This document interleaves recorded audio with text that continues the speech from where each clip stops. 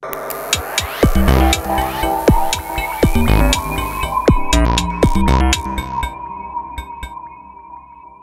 오늘의 정치활 토픽 첫 번째입니다.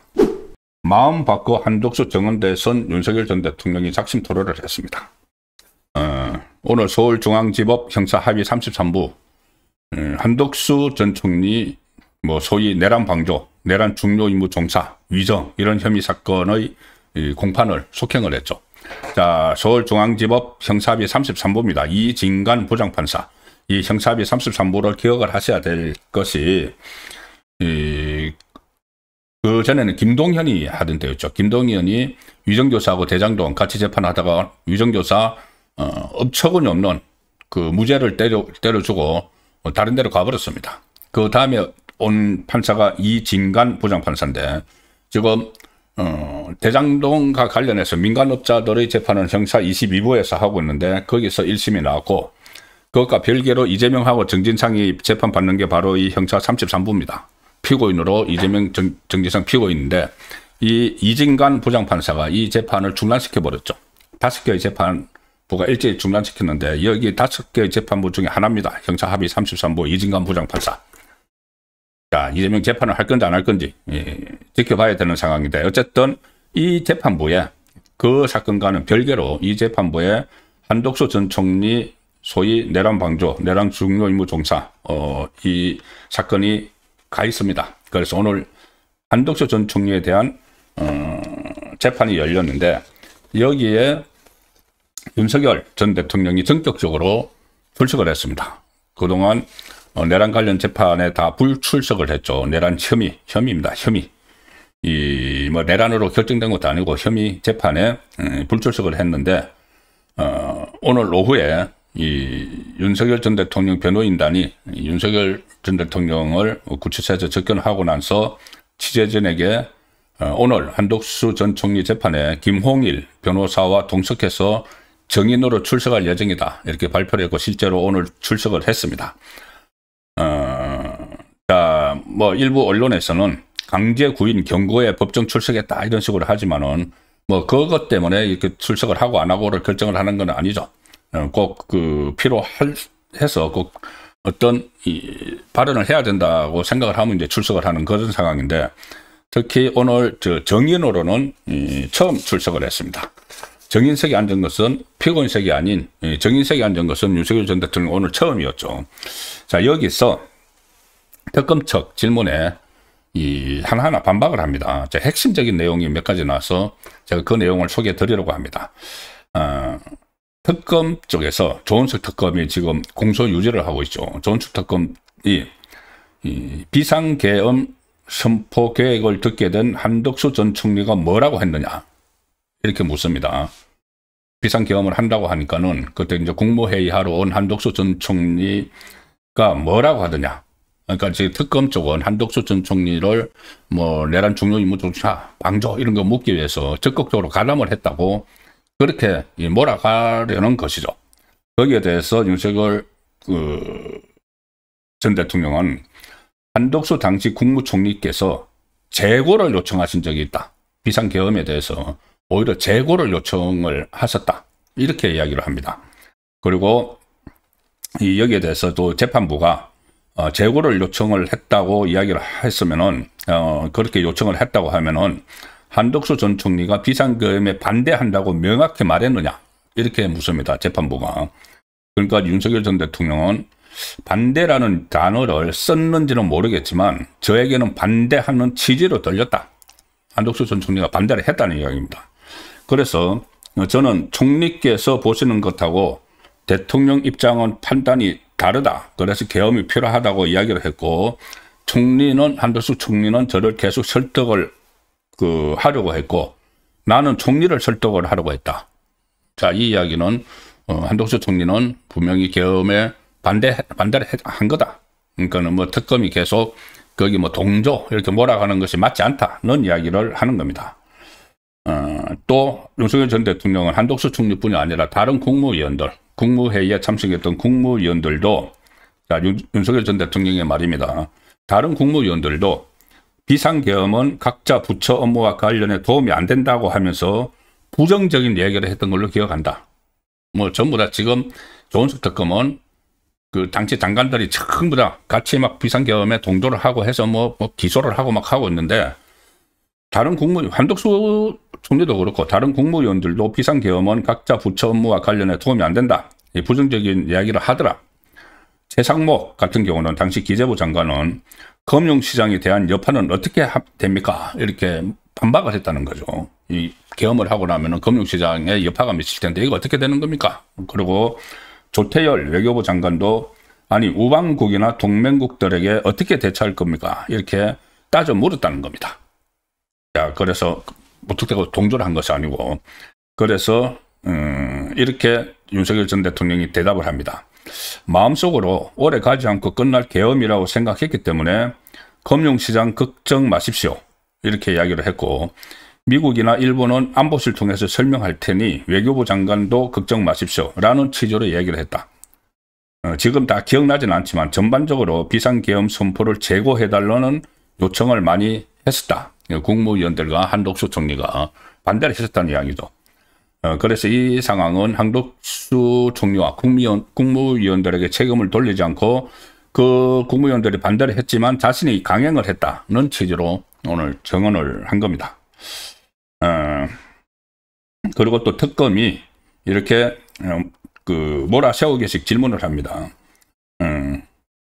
한덕수 전 총리가 비상계엄을 선포하려면 국무위원들을 모아야 한다거나 요건을 갖춰야 한다고 건의를 했느냐, 이렇게 유도 질문을 하니까 거기에 대해서는 답변하지 않겠다, 이렇게 단호하게 이야기했고, 그 다음에 특검이 그때 이 송미령 그 농림수산부 장관이 있죠. 송미령.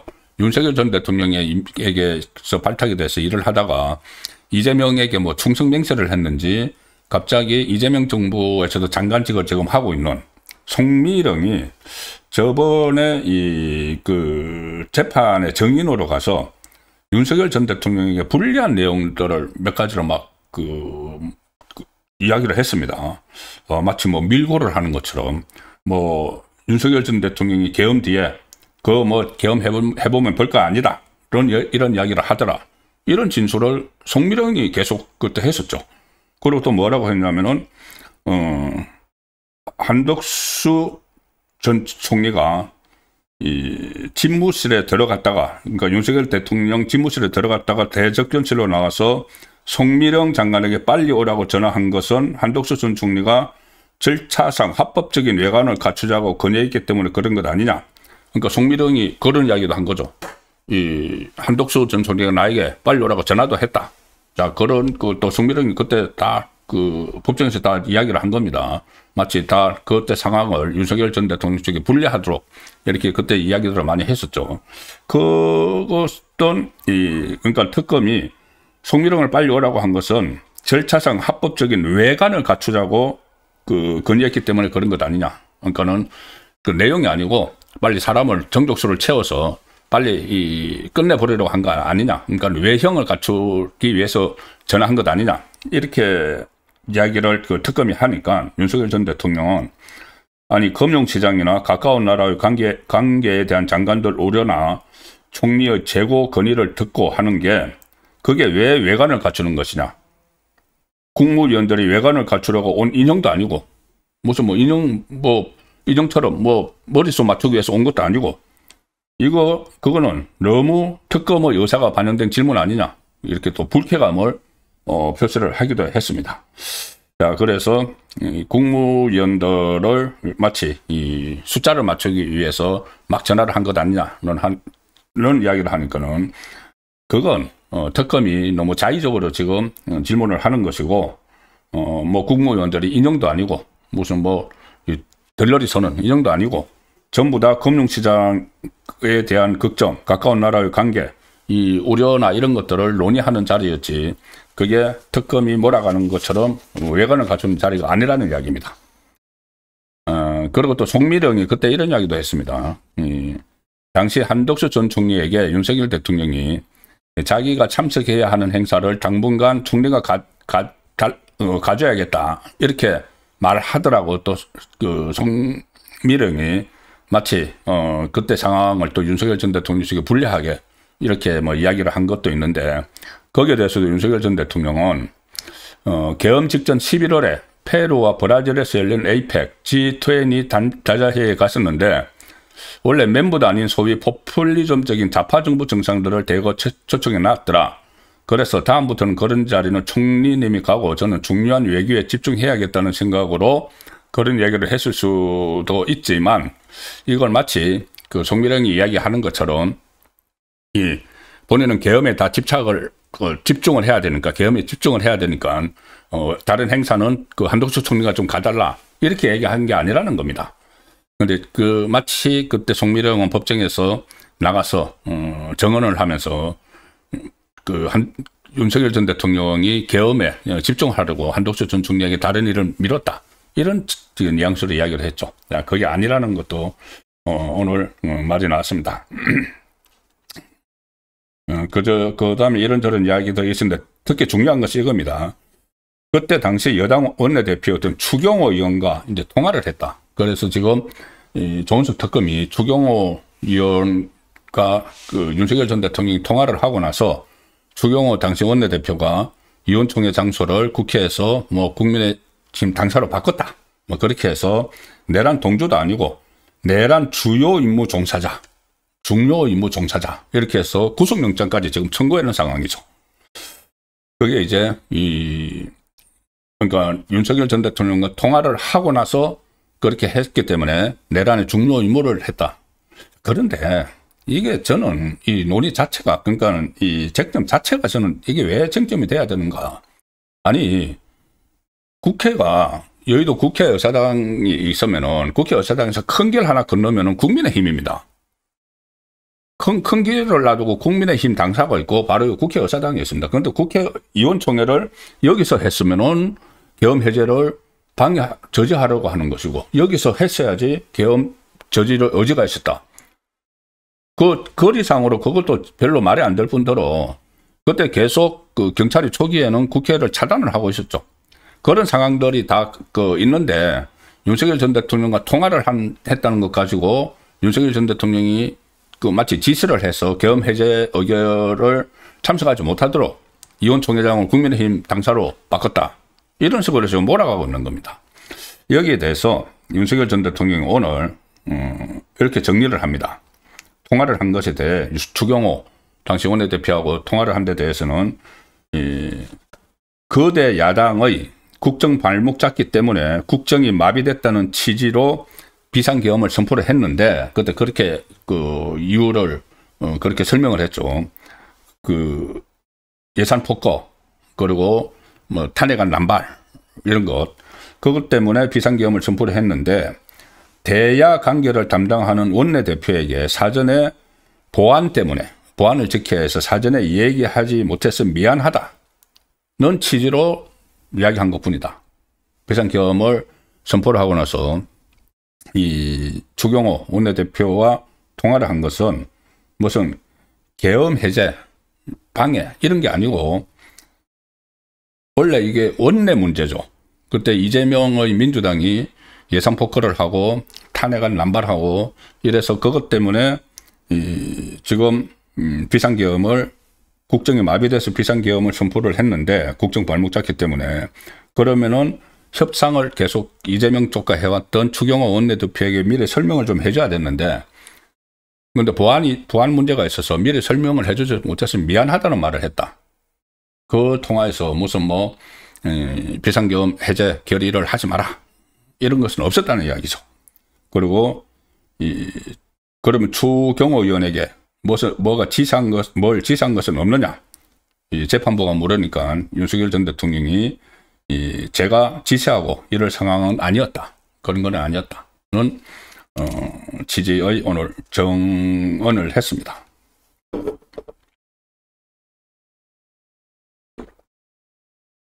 정의는 법정에서 정언 선서를 하고 진술을 하죠. 그래서 만약에 위정이면은 뭐 처벌도 받는 겁니다.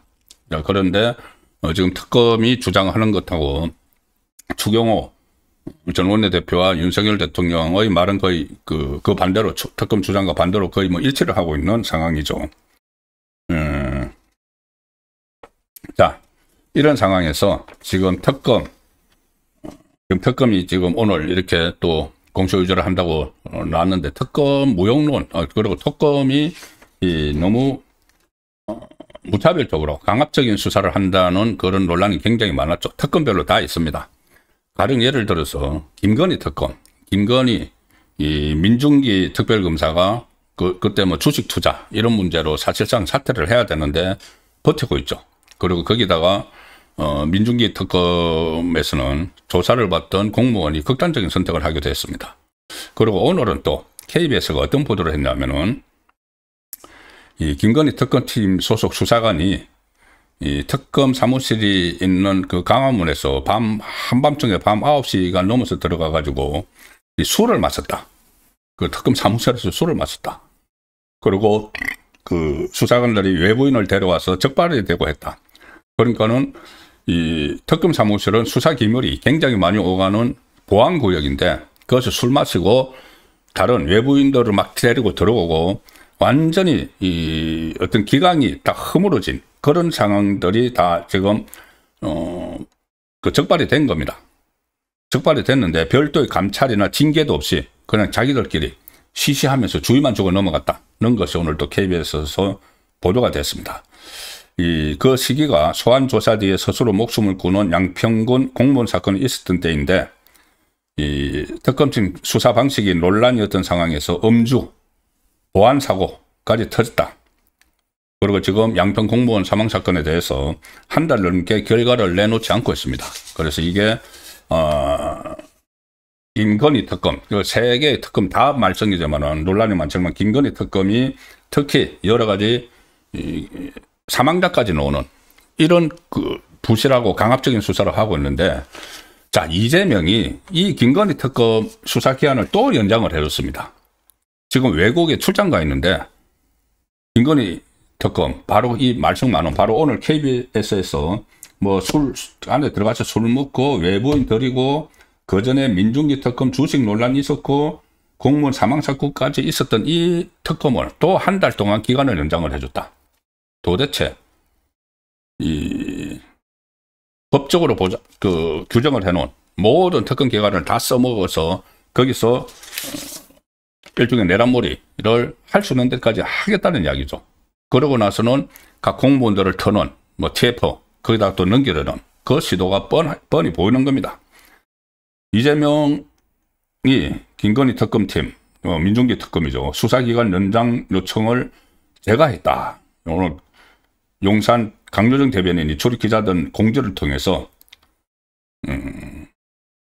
연장안을 검토해서 승인을 했다. 다음 달 28일까지. 그래서 이렇게 이야기합니다. 대변인이 앞으로도 특검이 법과 원칙에 따라 공정하고 객관적인 수사를 진행할 것으로 기대한다. 무슨 공정하고 객관적인 수사를 지금 해왔다고 이걸 또 한 달 연장해 해줬어. 이 특검, 세계 특검에 하루에 쓰는 돈이 1억 원입니다. 그런데 지금 전부 다 제대로 하는 건 하나도 없는 그 상황이죠. 그런데도 또 한 달을 연장을 했다. 정말 목적이 다 또렷이 보이죠. 일단은 내란몰이에서 완전히 이 보수우파 진영을 괴멸을 시키겠다는 거고, 하나는 그렇게 함으로써 이재명의 사법리서커를 물타기 해서 나가겠다는 그거 외에는 이 설명이 되지 않습니다. 왜 이렇게 하는지. 자, 그래서 그런 부분들에 충분히 유의를 해서 이 상황을 살펴봐야 되고, 저도 계속 분석을 해서 여러분들께 전해드리겠습니다.